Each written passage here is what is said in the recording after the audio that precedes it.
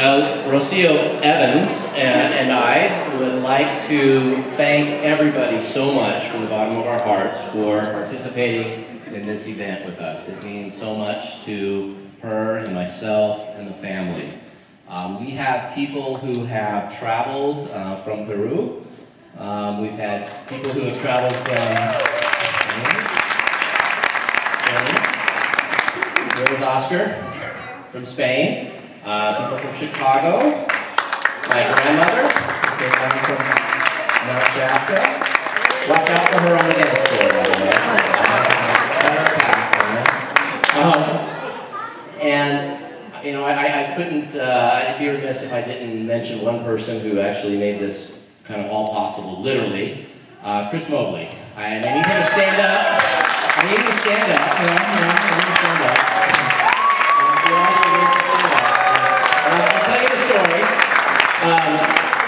I actually met Rocio at a work-related function. And for my fellow employees, don't worry, I didn't know she was a client at the time. So, but there was a buffet in the morning, and for those of you that know Rocio, early in the morning before she's had breakfast is not a good time for her.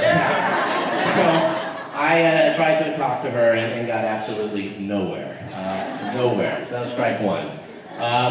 A couple months later, I had to give a seminar at Community Corporation of Santa Monica, where Rocio works, and she was there in the audience, bright red face, and I thought, well, she's blushing a little, so I'll give it a second shot.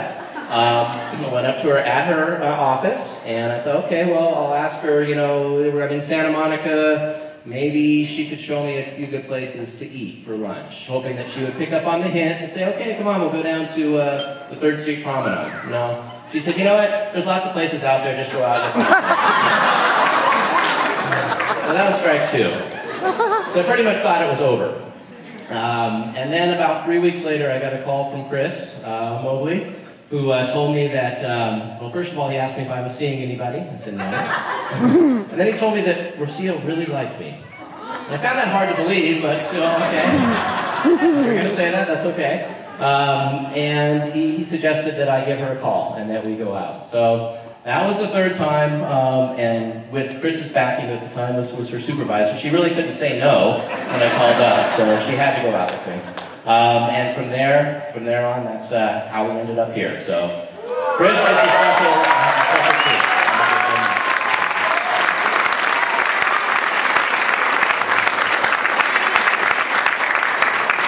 And just to let you know, so we have a lot of people from Peru and a lot of my family here as well. Peruvian weddings, I found out, are a little bit different than American weddings. When I went down to Lima for the first time, we went to a friend of hers wedding, and for the most part, you show up.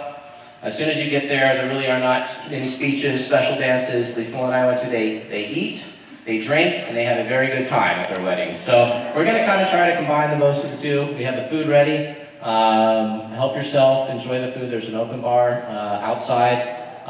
So we hope that you enjoy yourself. We appreciate everybody being here. And I also want to make a special request. There's going to be some serious dancing from the Latino side. I want the Evans side to represent, okay?